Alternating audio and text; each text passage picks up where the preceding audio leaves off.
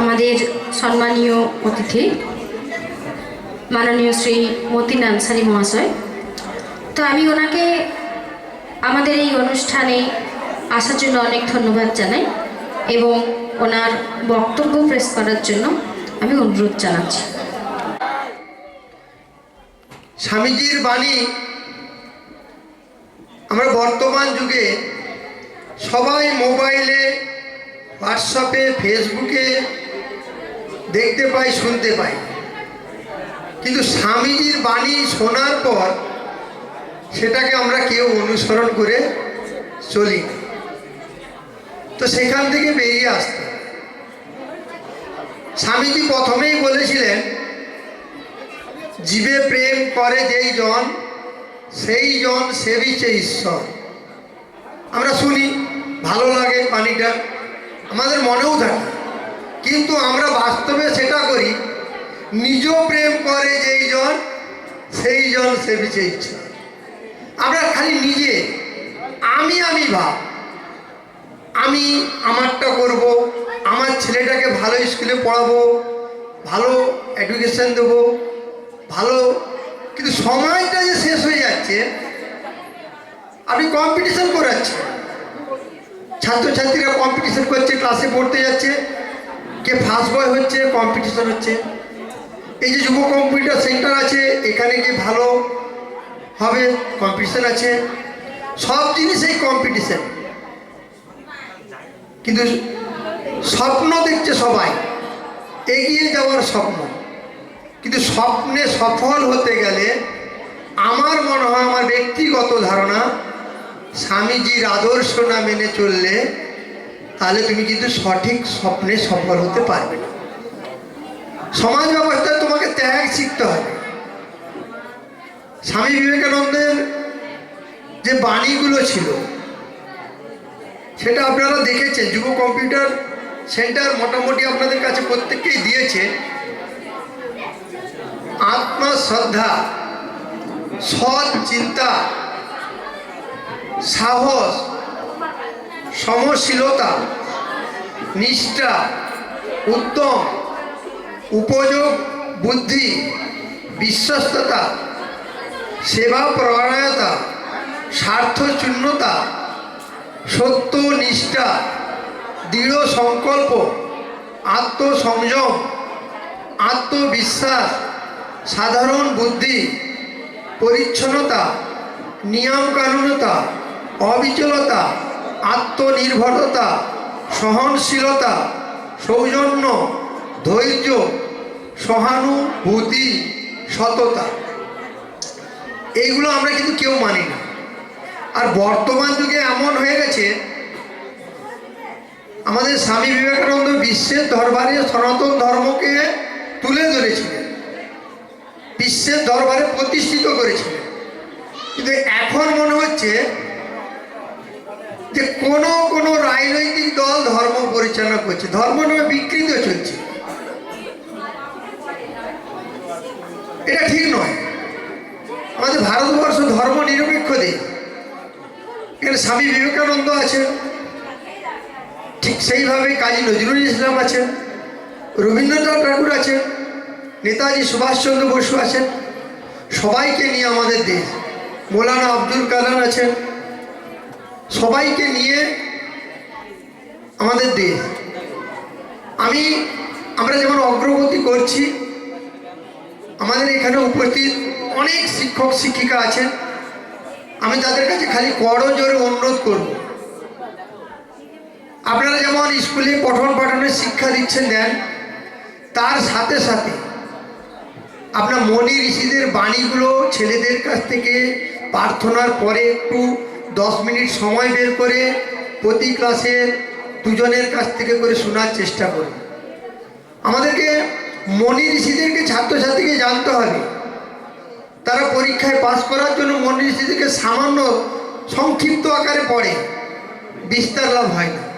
তাই আমি সমস্ত শিক্ষক শিক্ষিকার কাছে অনুরোধ করব, আপনারা অন্তত, আমরা যখন ছোটোবেলায় পড়াশোনা করতাম, আমার খুব মনে আছে, আমাদের মাস্টারমশাই ছিলেন মাস্টার গোপাল রায়, আমাদের অনেকেরই মাস্টারমশাই, কিন্তু উনি আমাদের নাড়াজোল রানী নিরানী প্রাথমিক বিদ্যালয়কে একটা ভালো জায়গায় পৌঁছে দিয়েছেন। নাড়াজোলের সমাজ ব্যবস্থা গড়ে তুলেছিলেন। তখনকার যারা শিক্ষিত ছিল তাদের মনি ঋষিদের বাণী প্রতিদিন বলান করাতেন।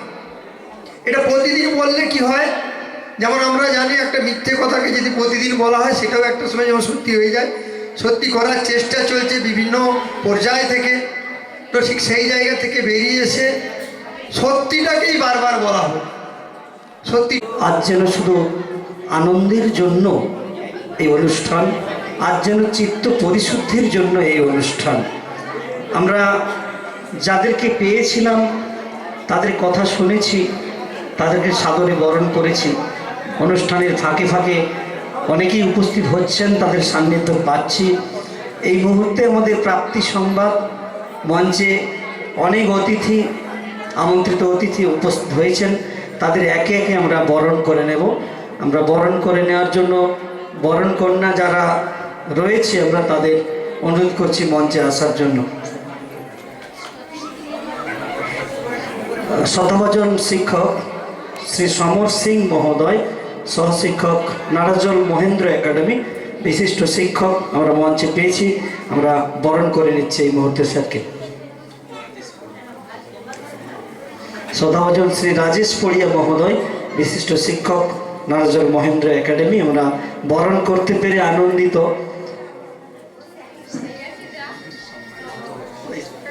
শতভাজন শ্রী বিকাশ সামন্ত মহোদয়, বিশিষ্ট শিক্ষক নাড়াজোল মহেন্দ্র একাডেমি।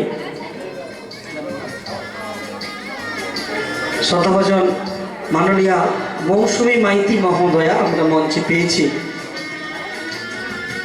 আসলে আমরা যারা শিক্ষাঙ্গনের সঙ্গে যুক্ত, আমরা মঞ্চে সকল অতিথিবৃন্দের সাথে সাথে শিক্ষকদের পেলে আরও বেশি উজ্জীবিত হই। কারণ যাদের পরিচেষ্টায় ব্ল্যাকবোর্ডে শুধু সঙ্গীতে, গণিতের বা অঙ্কের সমস্যার সমাধান হয় না, তারা ভবিষ্যৎ ভারতবর্ষের রূপরেখা অঙ্কন করেন। যাদের নিরলস পরিচেষ্টায় গড়ে ওঠে আগামী দিনের ভাবী নাগরিক, তারাই শিক্ষক। আমাদের প্রাণের ঠাকুর কবিগুরু রবীন্দ্রনাথ ঠাকুর একদা বলেছিলেন, যদি ভারতবর্ষকে জানতে হয় তাহলে বিবেকানন্দকে জানো। মঞ্চে উপবিষ্ট আছেন আমার স্যারেরা, ভীষণ ভালো স্যারেরা। নাড়াজোল মহেন্দ্র একাডেমি, সে সমর সিং আছেন, রাজেশ আছেন, তারপর বিকাশবাবু আছেন, দিদিমণি আছেন, আপনারা সবাই আছেন। আমার শ্রদ্ধা শুভেচ্ছা নেবেন এবং অনেক অনেক হার্দিক উষ্ণ অভিনন্দন। এই প্রতিষ্ঠানের সঙ্গে যুক্ত শিক্ষক, শিক্ষিকা, শিক্ষাকর্মী, ছাত্র যারা ভালোবাসেন সবাই আমার প্রণাম, শ্রদ্ধা, শুভেচ্ছা, অভিনন্দন নেবেন। যে কথাটা বলি যে আপনারা সকাল থেকে অনেক কথা আপনারা এখানে শুনেছেন এবং ক্লান্তি এসেছে কিনা আমি জানি না, আমাকে তো একটুখানি বলতে হবে, বলে নেব, খুব তাড়াতাড়ি বলে নেব। বিবেকানন্দকে নিয়ে বাংলা যতটা না ভাবছে, সারা পৃথিবী ভাবছে খুব বেশি। আমাদের ভারতবর্ষের দক্ষিণ প্রদেশে বিবেকানন্দ প্রাত্যহিক জীবনের মানুষ। আমি ওখানে থেকে মাঝে মাঝে গেলে, আমি ওখানকার মিশনে থাকি, হায়দ্রাবাদ মিশন, তো আমি দেখি ওখানকার যা কার্যক্রম, বিবেকানন্দ ওখানে প্রাণের পুরুষ, প্রতিদিনের আলোচনার মানুষ, জীবনের সঙ্গে সঙ্গে চলেন বিবেকানন্দ। আমরা আজকে তার জন্মদিনে আসলাম, কিছু বললাম, কিছু শুনলাম, কিছু গাইলাম, আবার সারা বছরের জন্য আমরা থেকে গেলাম আমাদের নিজেদের কাজে বন্দী। জীবনের সঙ্গে তাকে প্রয়োগ করে বিশ্ব যখন এগিয়ে যাচ্ছে, আমরা কিন্তু আমাদের ভাবনায় তাকে স্থান দিয়েছি খুবই কম। এটা খুবই দুর্ভাগ্যের। বর্তমান সময়ে আমাদের পাঠ্যপুস্তকের মধ্যেও বিবেকানন্দ খুব একটা আলোচিত বিষয় নয় এখন আর। আমি জানি না যে ভবিষ্যৎ নিয়ে আমাদের রাষ্ট্র যারা পরিচালনা করেন তাদের ভাবনা চিন্তা কি।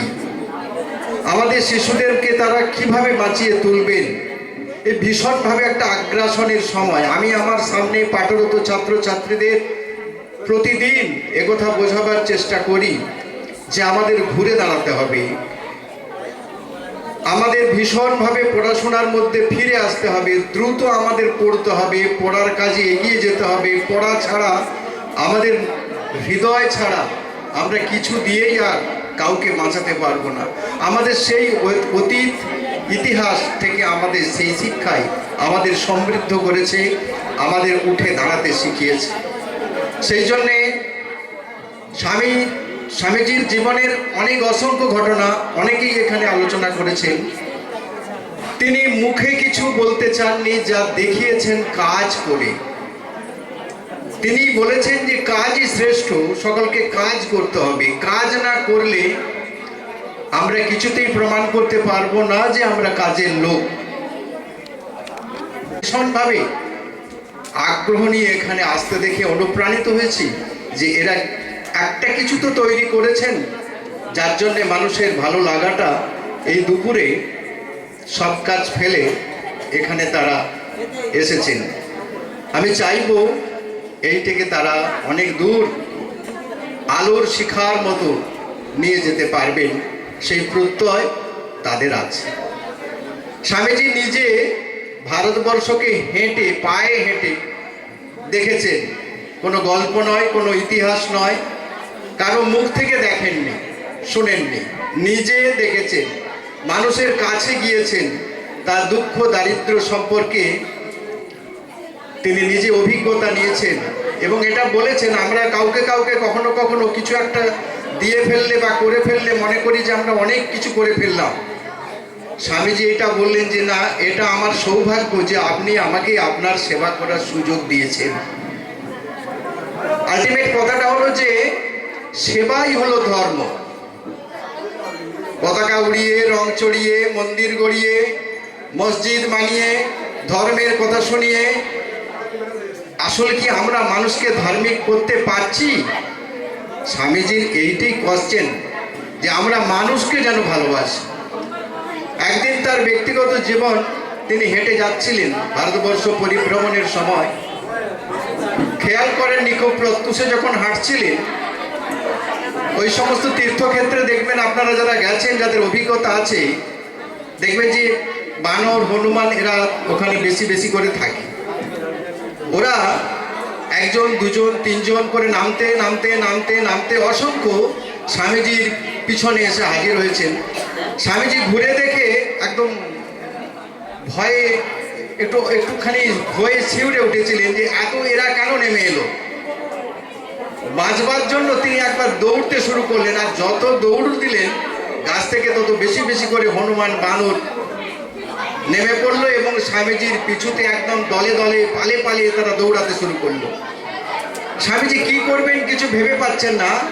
দূরে আরেকজন তপস্যারত স্বামীজি দৃশ্যটা দেখে তিনি হতচকিত হয়ে যান এবং বলেন যে আপনি দাঁড়িয়ে পড়ুন, দৌড়াবেন না, দাঁড়ান। স্বামীজি দাঁড়িয়ে পড়লেন, তারপরে বললেন যে ওদের দিকে পিছন ফিরে দাঁড়ান। ওদের দিকে ঘুরে গেলেন, বললেন যে ওদের মধ্য দিয়ে হেঁটে যান। ওদের মধ্য দিয়ে হেঁটে গেলেন। ঘটনা ঘটলো, সব বানর, হনুমান তারা গাছে উঠে গেল। স্বামীজি সেই রাত্রে লিখলেন যে সমস্যাকে কখনো পিছনে নিয়ে যেতে নেই। সমস্যা যা আছে সে সামনে, মুখোমুখি দাঁড়িয়ে তার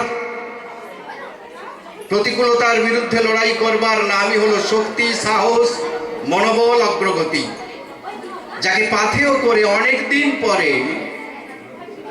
এই মাসে আরো একজনের জন্মদিন 23শে জানুয়ারি, আরো এক গৌরবময় সন্তানকে স্মরণ করার দিন 23শে জানুয়ারি। তিনিও সাম্রাজ্যবাদ ইংরেজকে ভারতবর্ষের মাটি থেকে উপড়ে ফেলে দেওয়ার জন্য কাবুলির ছদ্মবেশের দেশ ছেড়ে আজাদ হিন্দ ফৌজ গঠন করে ঘোষণা করেছিলেন, ইংরেজ ভারত ছাড়ো। সেই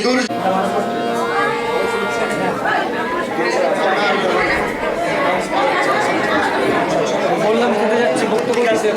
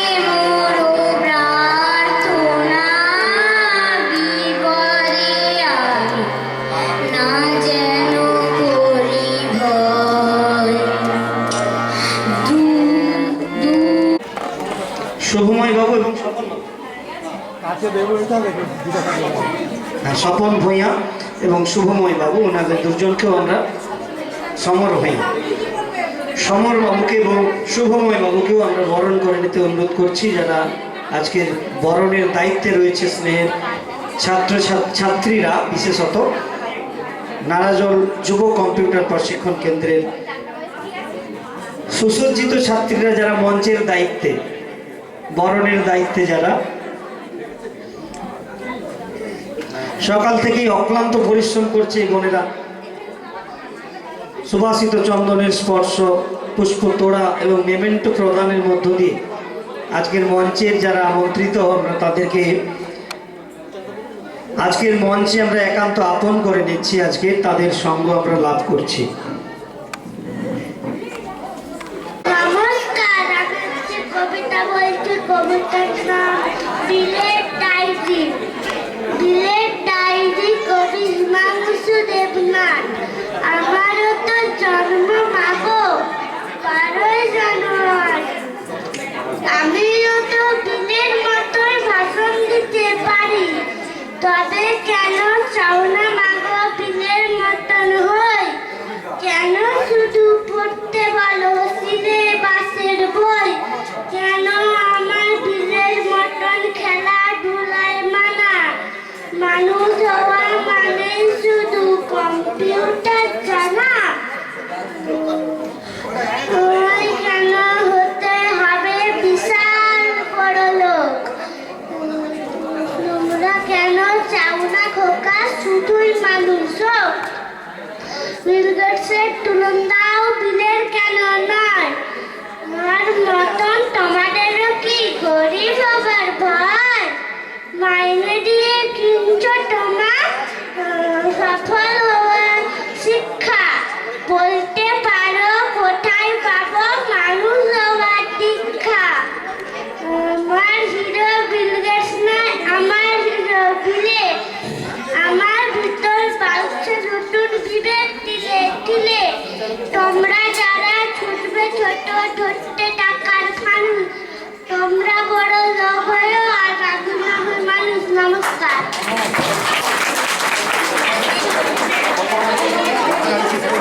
হ্যালো,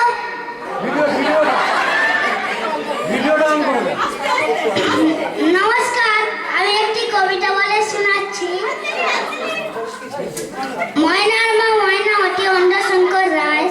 ময়নার মা ময়নামতি, ময়না তোমার কই? ময়না গাছে কুটুম বাড়ি, গাছের ডালে ওই কুটুম কুটুম কুটুম, নামটি তার কুটুম। আধার রাতে চৌকিদার, দিনের বেলায় শুটুম। ময়না গাছে কুটুম বাড়ি, আনতে গেছে কি? চোখগুলো তার ছানা বড়, চৌকিদারের ঝি। কুটুম কিন্তু লোক ভালো, মা লক্ষ্মীর বাহন কিনা। লক্ষ টাকায় ঘর আলো, গয়না দেবে, শাড়ি দেবে, 7 মহল্লা বাড়ি দেবে, মস্ত মোটর গাড়ি দেবে। সোনা কাহান কাহান, কুটুম মলে ময়না হবে মা লক্ষ্মীর বাহন। নমস্কার।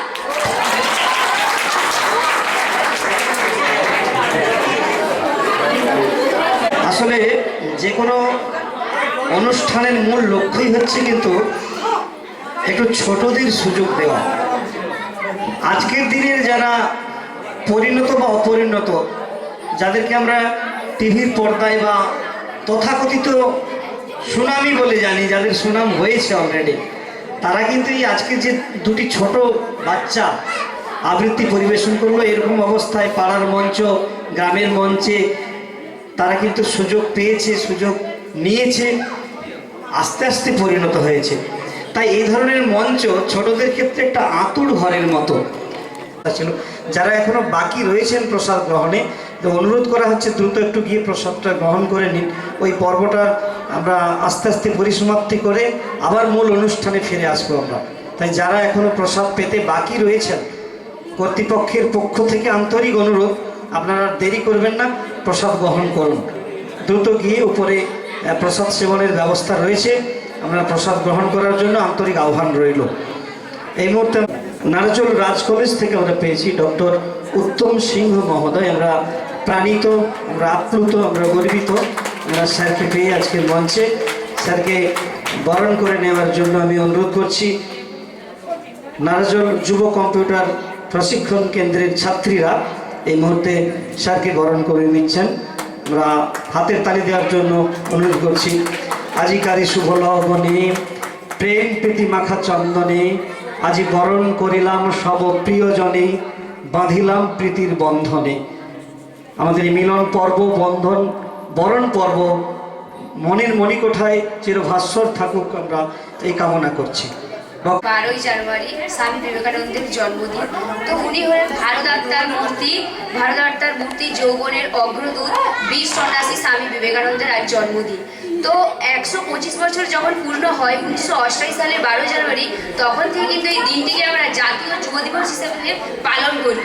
তো আজ যে পরিস্থিতি সমাজের, যে রাজনৈতিক দলাদলি, তারপর যে বেকার জ্বালায় যে মানুষ জর্জরিত, এই মহাসংকটের মুহূর্তে এই জাতীয় দিবস দিনটি খুবই তাৎপর্যপূর্ণ বহন করে। তো আজ এই সমাবেত সবাই আমি উপস্থিত থাকতে পেরে ধন্যবাদ জানাই আমার এই কম্পিউটার সেন্টারের সমস্ত শিক্ষক শিক্ষিকাবৃন্দদেরকে। আর সত্যই এই যে সমস্ত কিছু বলার যে আমি সুযোগ পেয়েছি, তার জন্য আমি সত্যই খুবই খুশি। আমি প্রথমেই ধন্যবাদ জানাই চিরতারুণ্যের প্রতিমূর্ত স্বামী বিবেকানন্দের প্রতিকৃতিতে, আর মা সারদা দেবী ও পরমহংস রামকৃষ্ণ দেবের পাদপদ্মে। সত্যই আজকে 1863 সালের 12ই জানুয়ারি উত্তর কলকাতার 3 নম্বর গলির গৌরমোহন মুখোপাধ্যায় স্ট্রিটে এক কায়স্থ হিন্দু পরিবারের দত্ত পরিবারে রামকৃষ্ণ স্বামী বিবেকানন্দ জন্মগ্রহণ করেছিলেন। তো উনার ডাক নাম কি ছিল না বিলে, আর ওনার প্রকৃত নাম ছিলেন নরেন্দ্রনাথ বিলে।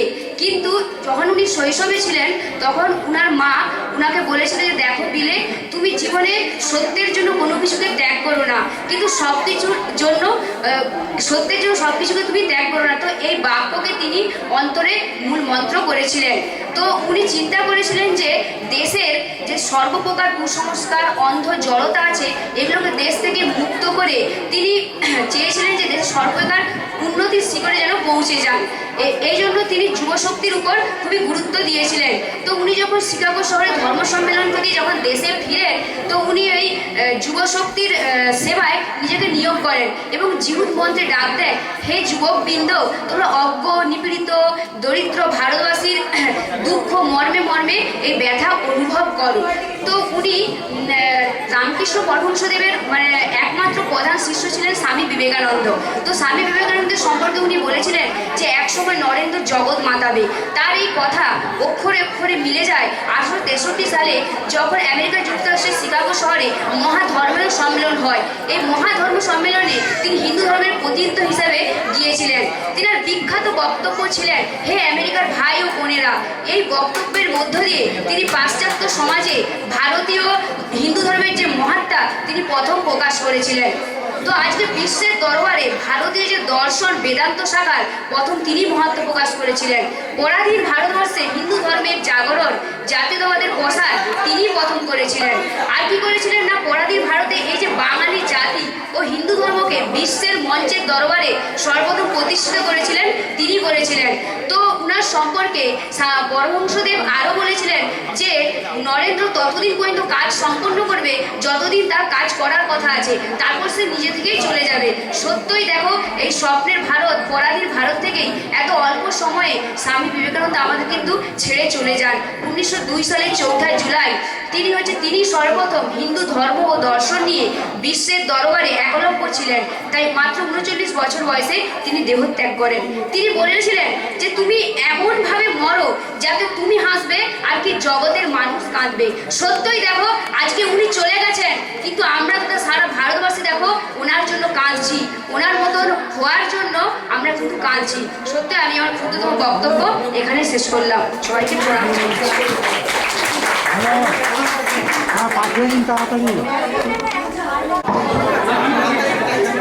ওহে সুন্দর মরিমরি, তোমায় কি দিয়ে বরণ করি, তব ফাল্গুন যেন আসে, আজি মোর হৃদয়ের উপাসে, দেব সুধারস ধারে ধারে, মম অঞ্জলি ঢালি ঢালি।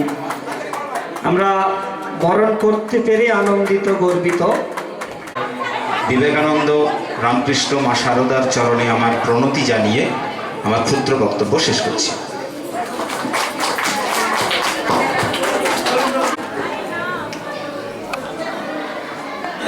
ओम शांति, ओम शांति, ओम शांति। आज स्वामी विवेकानंदेर जन्मदिने आज आमरा सबाई उपस्थित हয়েছি। তাই মঞ্চে উপবিষ্ট সমস্ত উপবিষ্ট যেসব ব্যক্তিরা রয়েছেন তাদেরকে আমার অনেক শ্রদ্ধা ও আমাদের যিনি সবার প্রিয় সবার আপন যিনি পরম পিতা পরমাত্মা তাকে জানাই আমার অনেক অনেক শ্রদ্ধা। তো এছাড়াও যুবক কম্পিউটার যে সেন্টারের যারা পরিচালনায় রয়েছেন শিক্ষক মণ্ডলী এবং সমস্ত স্টুডেন্টদেরকে জানাই আন্তরিক শুভেচ্ছা অভিনন্দন। অনেক জীবনে স্টুডেন্টরা আগে বাড়ুক এবং টিচাররা ওনাদের জীবনকে অনেক সুন্দর করে গড়ে তুলুক। আজ স্বামী বিবেকানন্দের জন্মদিনে আমরা এমন সুন্দর একটা সভায় উপস্থিত হয়েছি যে স্বামী বিবেকানন্দ তিনি যখন ফার্স্ট রামকৃষ্ণ দেবের কাছে গিয়েছিলেন তখন রামকৃষ্ণদেব বলেছিলেন, দরজায় গিয়ে যখন ঠকঠকাচ্ছিলেন যে কে, তখন স্বামী বিবেকানন্দ বলেছিলেন যে আমি কে এটাই তো আমি জানি না, তাই ওটা জানার জন্যই আজ আমি আপনার দরজায় এসেছি। আজ বাস্তবে আমরা সবাই চাইছি নিজেকে খুব সুন্দর করে গড়ে তুলতে, একটা জায়গায় প্রতিষ্ঠিত হতে, কিন্তু আজ আমরা বাস্তবে আমিকে আমার যথার্থ পরিচয়কে আজ সেটা না জানার কারণে হয়তো আজ আমরা স্বামী বিবেকানন্দের মতো হতে গিয়েও হতে পারছি না।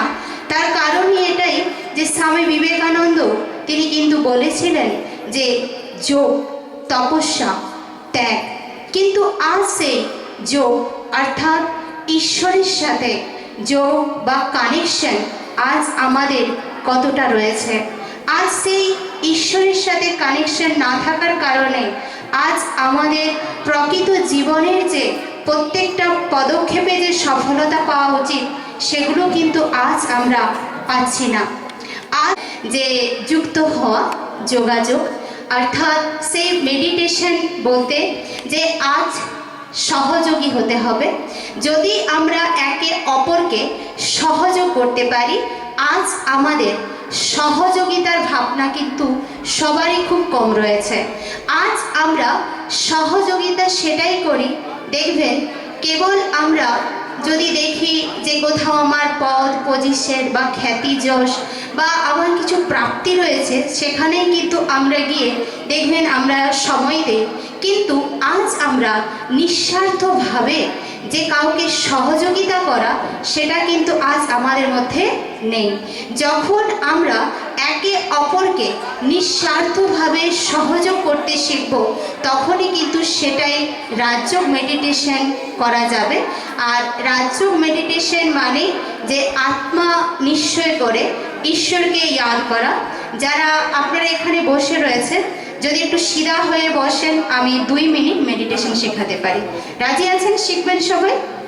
সিধা হয়ে বসুন সবাই, হাতের উপরে হাত রাখুন, বাঁ হাতটা নিচে আর ডান হাতটা উপরে রাখুন।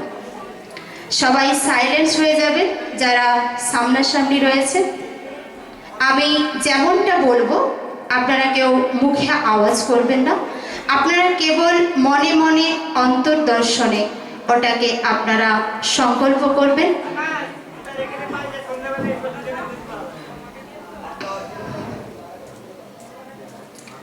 ওম শান্তি।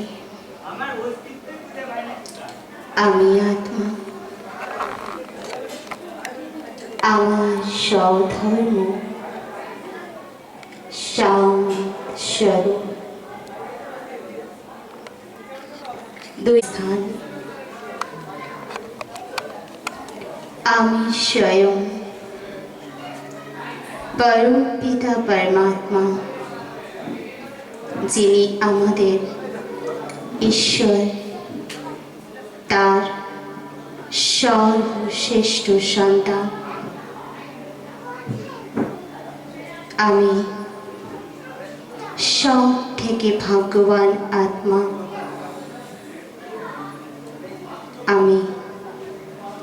রোগ মুক্ত আত্মা, আমি নিশ্চিন্ত আত্মা, আমি আত্মা, আমার সমস্ত কর্মেন্দ্রিয়ের মালিক। চোখ, কান, হাত, এই সমস্ত কর্মেন্দ্রিয় আমার অর্ডার মেনে চলে। আমি আত্মা রাজা, আমি সর্বশক্তিমান আত্মা, সর্বশ্রেষ্ঠ বিঘ্ন বিনাশক পরমাত্মার শ্রেষ্ঠ ভাগ্যশালী সন্তান। আমার জীবনের সমস্ত পরিস্থিতি, সমস্ত দুঃখ, সমস্ত শারীরিক যন্ত্রণা থেকে আমি মুক্ত। আমি এক হালকা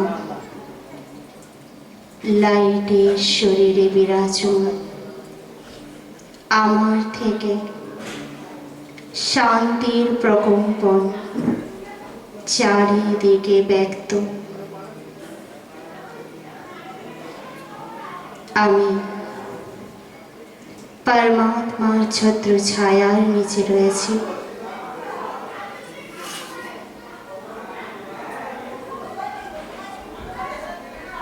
ওম শান্তি।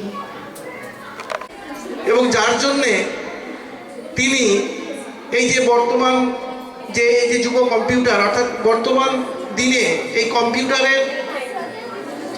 ছাড়া আমরা একদম অচল।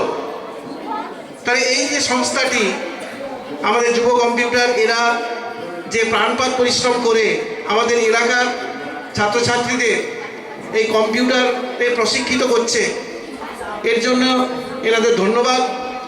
এরা জবে দিকে এই অনুষ্ঠান এখানে শুরু করেছে আমাকে ছাড়ে না, বলে একবার হলেও আপনাকে যেতে হবে। আমার অনেক অসুবিধা থাকে, অনেক কাজ থাকে, কিন্তু আমি তবুও একবার চেষ্টা করে আসি। কারণ এদের এই যে মহতী চেষ্টা এবং একটি পবিত্র দিনে এই যে প্রচেষ্টা, এই প্রচেষ্টা আমাকে মুগ্ধ করে। এবং এদের যে মানে আহ্বান, এদের যে অভ্যর্থনা এবং এত এদের মানসিক চিন্তাধারা আমাকে দারুণভাবে আপ্লুত করে। তো আজকে দিনে, এই পবিত্র দিনে এই কম্পিউটার সেন্টারটির উত্তরোত্তর শ্রীবৃদ্ধি ঘটুক, আরও ছাত্রছাত্রী এখানে প্রশিক্ষিত হোক। আমাদের ছাত্রছাত্রীরা আইসিটির মাধ্যমে ক্লাস 8-9 পর্যন্ত প্রশিক্ষিত হয়। প্রাথমিক জ্ঞানটা আমাদের এখানে স্কুলে হয়, কিন্তু তাই তো পুরো কাজটা হবে না। যার জন্য আরও বেশ কিছু প্রশিক্ষণের দরকার, যে কাজটা এনারা করছেন। এবং এনাদের এই সেন্টার আরও গৌরবময় হবে। ভগবান এখানে স্বামী বিবেকানন্দ এবং রামকৃষ্ণদেব, মা সারদার আশীর্বাদে তাদের শ্রীবৃদ্ধি ঘটুক, এই আশা রেখে আমি আমার সংক্ষিপ্ত বক্তব্য শেষ করছি।